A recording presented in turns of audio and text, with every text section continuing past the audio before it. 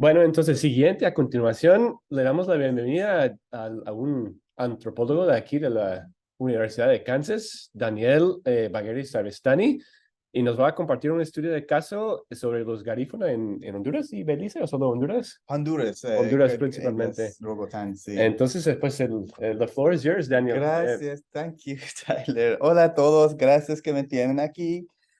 Pues esta presentación de verdad fue preparado muy tarde, así que va a ser en inglés, ¿ok? Y bueno, espero que vamos a tener traducción. Además, no sé si me pueden dar como, cuando ya terminó 5 minutos, me dicen, me dan un tiempo, ¿ok? Voy a intentar terminar todos dentro de 15 minutos, pero no puedo garantizar nada. Okay. So just to give you como una outline, first of all, my name is Daniel Bagheri. Thanks for that introduction, Taylor. I'll be talking a little bit about my field work on the island of Rogotan between July to December 2022, which is not really that much time. I'll start talking about a little bit about the geography, just really briefly, talk about the history of the island a little bit, talk about some of the local actors that I was working with, of course, including the Garifuna communities. Of course, I worked with other indigenous communities, but mostly the Garifuna. I'll be focused for the sake of time. I'll just focus on the Garifuna, and I'll talk about the Rogotan Marine Park, some of the work that they're doing, and about my research and the type of intervention that I provided for the Rogotan Marine Park, and some key takeaways and conclusion based on my research on the island. Before we begin, I think it's always important to lay out my positionality when it comes to doing work with indigenous community. It's important to always position yourself, understand where your biases are. Of course, I have a background as an indigenous rights advisor. I have a specialization in ILO Convention 169 and the Universal Declaration of Rights of Indigenous Peoples. And I've been working as a rights advisor with the Canadian NGO QSO International since 2016. I have prior affiliation with some of the local partners, including NGOs, government organizations, and indigenous leaderships. And my placement in in Rogotan was particularly with the Rogotan Marine Park. So I was embedded within the institution of the Rogotan Marine Park. And of course, I would consider myself an ally, but still, at the outset of my research, I was very much an outsider.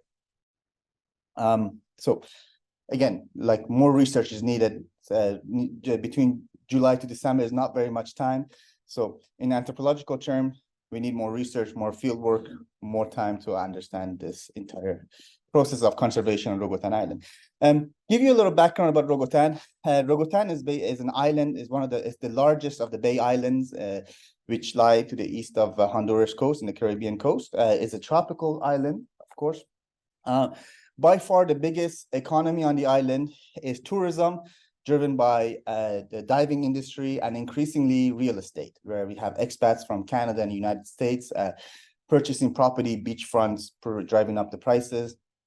The island boasts a very rich indigenous history, going back all the way to the Pech communities on the island for many thousands of years. You can see kind of the layout of the island. You can see it's right to the east of the east, yes, correct, east of Honduras. There are 4 municipios or municipalities. The Rogotan Island itself is divided into 2 municipalities. You have the Rogotan municipality that covers the major communities, including Coxenhole, which is the capital of the island, and also the major tourism hotspots.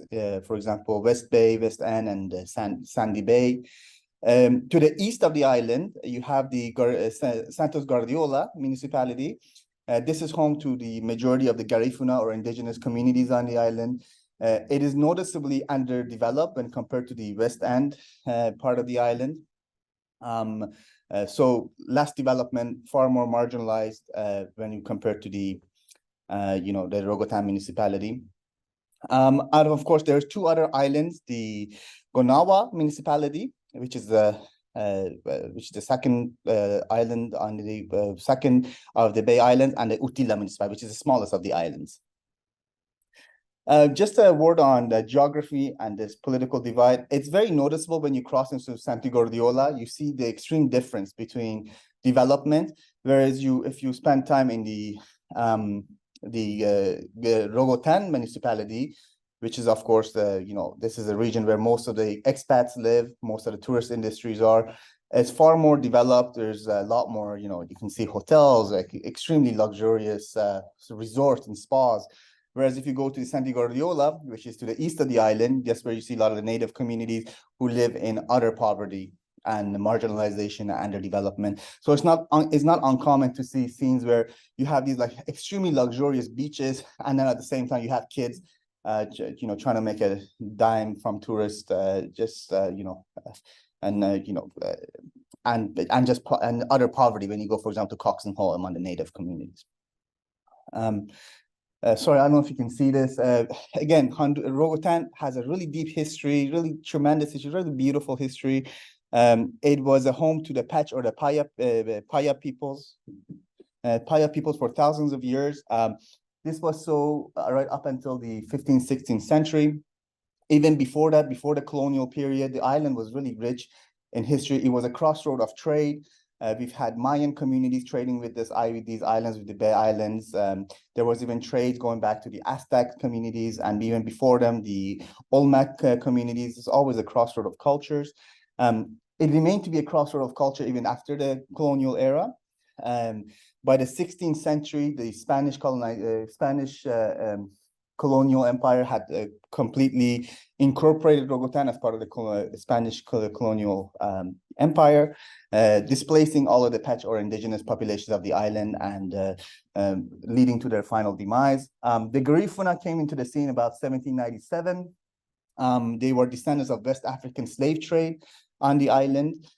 And I'll talk a little bit more about that a little bit further ahead. About the 18th century, 19th century, we had the increasing influences of the British colonial influences in the region. That's where English was introduced on the island. First English-speaking settlements were created on the island. And a lot of the Black English-speaking communities were kind of transported onto the island, creating a Anglophone sort of cultural system. Also, between this era, 17th, 18th century, you got to understand that this region was a hub of piracy. That's a famous Pirates of the Caribbean sort of region. It was considered a pirate island, and the rum trade had a lot to do with this. The sugar trade had a lot to do with this.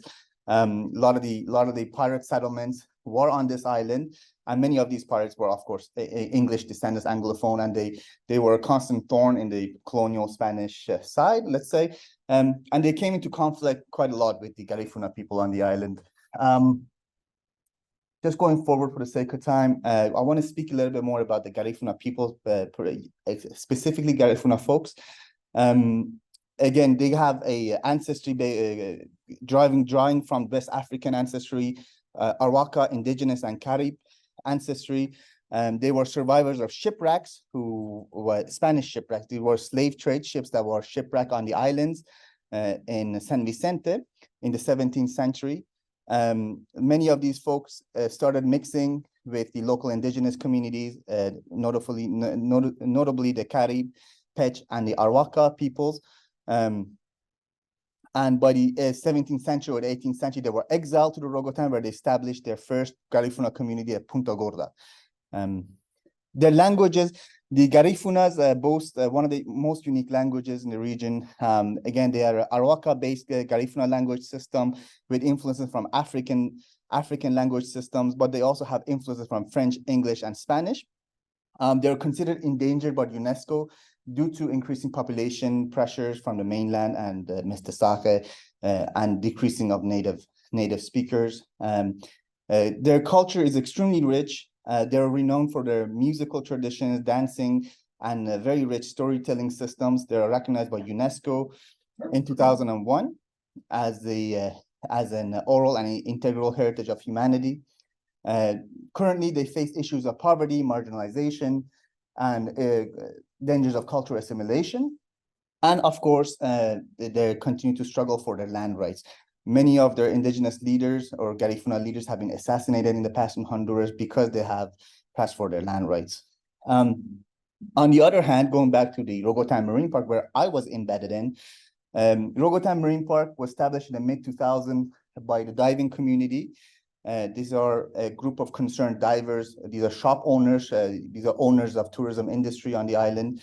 They essentially created this Rogotan Marine Park to create a kind of sort of consortium to fight against coral reef degradation, overfishing, and irresponsible tourism. Their focus in conservation usually includes regular patrols against illegal fishing. They do this in collaboration with the Honduran Navy and the armed forces. They provide a lot of educational outreach programs in local communities, and they provide coral reef restoration, including planting or coral reef nurseries. And they also allocate dive sites, and they provide monitoring of these dive sites. One of their major focuses is sustainable tourism, or promoting sustainable tourism. Of course, Rogotan sits on one of Mesoamerica's largest biospheres, second largest coral reef systems in the world. They rely a lot on funding and support from global institutions like the European Union, USAID, and other major donors. This goes to fund their community support, educational systems, their outreach program, and their conservation effort. And more recently, they realized the importance of community involvement to try to incorporate more and more Indigenous communities into their system for the past couple of years. And this is where I kind of came in to try to assist with that. Just a little note on one of the major challenges that is, increasingly causing a lot of strain in the Rogotan Marine Park.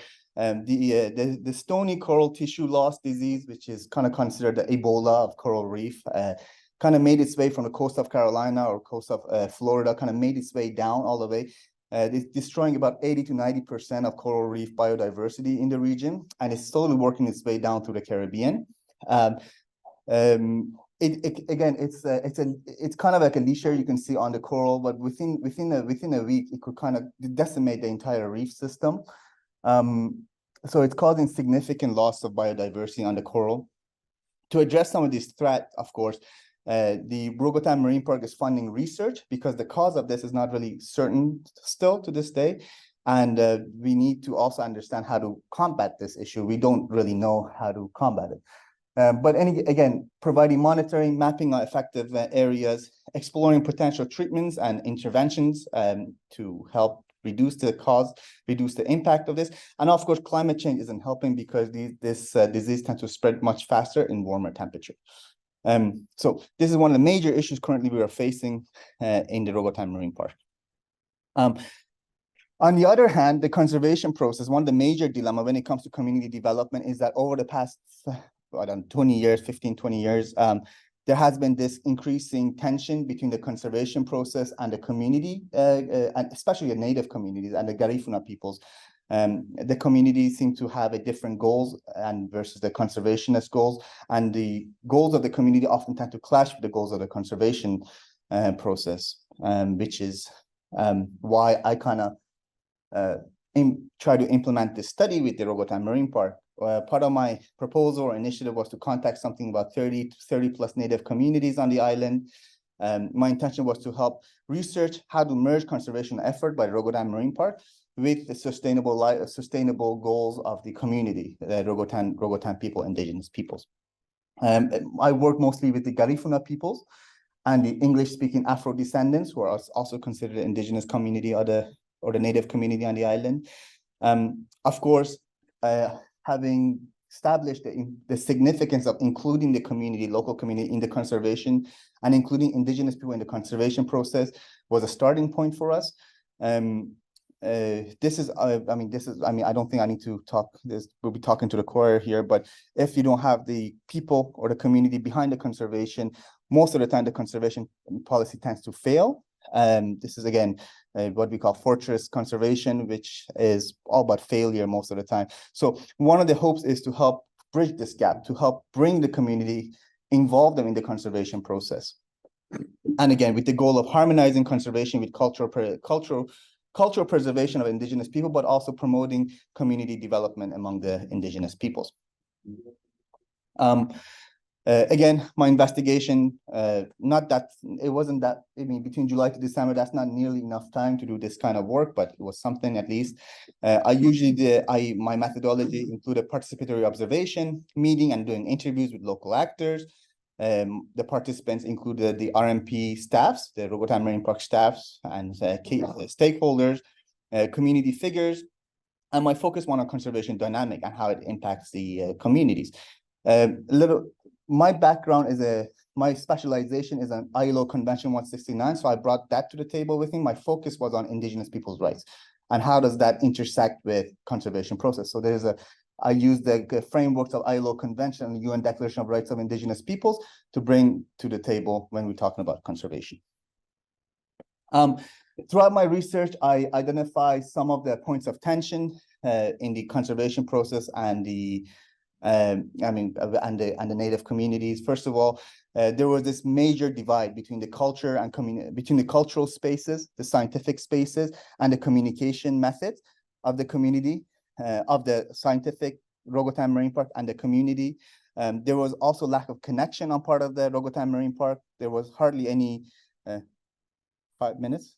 Okay, good. So there's lack of connection. In other words, the community, the Rogotan Marine Park hardly ever spent time on the community. So they had no idea how to connect with these Indigenous folks or Indigenous people, local community. Of course, majority of the scientists who work in the Rogotan Marine Park tend to be from the global north. They come from a global north perspective. They have a very scientific perspective, and there's this often causes a clash in inability to understand local communities, local cultures. Of course, another major component was the patrolling protocols. This has often led to tension with the community, the patrols being done by the Rogotan Navy. And if you know anything about Honduras, the Honduras state is often seen as a source of violence against Indigenous peoples. And the partnering up with the Honduran Navy was a major point of contention with the Garifuna or Indigenous peoples and the Rogotan Marine Park.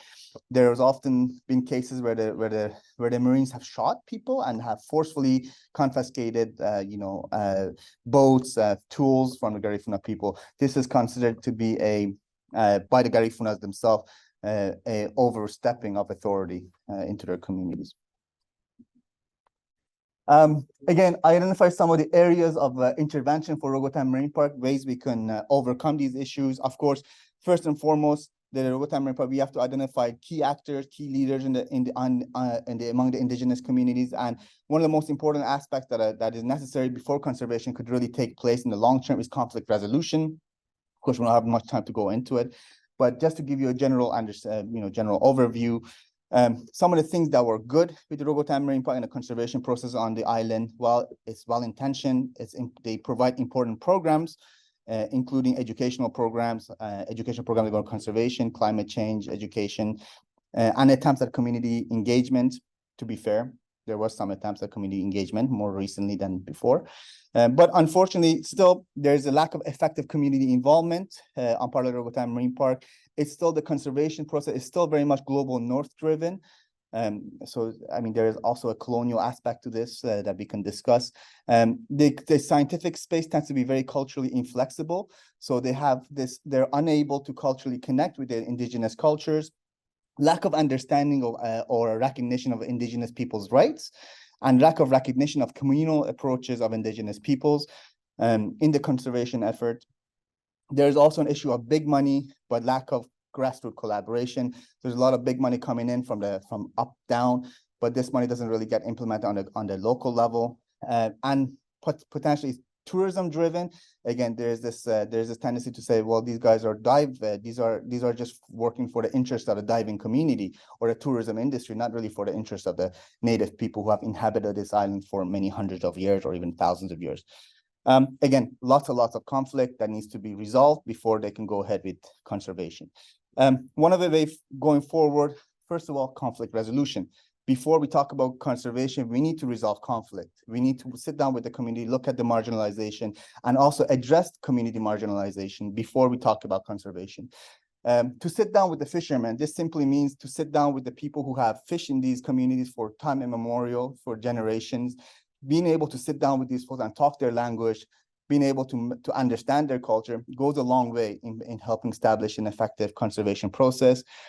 Understanding and respecting the ILO Convention will be important on every level, not just the community, but the government, the Roatan Marine Park, and building lasting relationship. Of course, working with Indigenous community relationality is central. So building on relationships, developing long-lasting relationships is really important if we were going to have a successful conservation process. Free prior informed consent. Every program needs to be based on free prior consent, consultation with the community, and including the participation of the Indigenous peoples within the conservation effort, which is sorely lacking in the case of the Roatan Marine Park. And engaging with traditional ecological knowledge systems. Of course, we know how important this is when it comes to conservation, to include Indigenous people perspective, because these folks have lived on these ecosystems since time immemorial, and they have a very rich view, understanding of how to preserve these systems passed down through generations. This needs to be part of the conservation policy. And community first initiative. You cannot have conservation in a community that's suffering from structural poverty, structural discrimination, and marginalization. Thank you very much for giving me the time. I hope I didn't go too over time, but thank you for this space.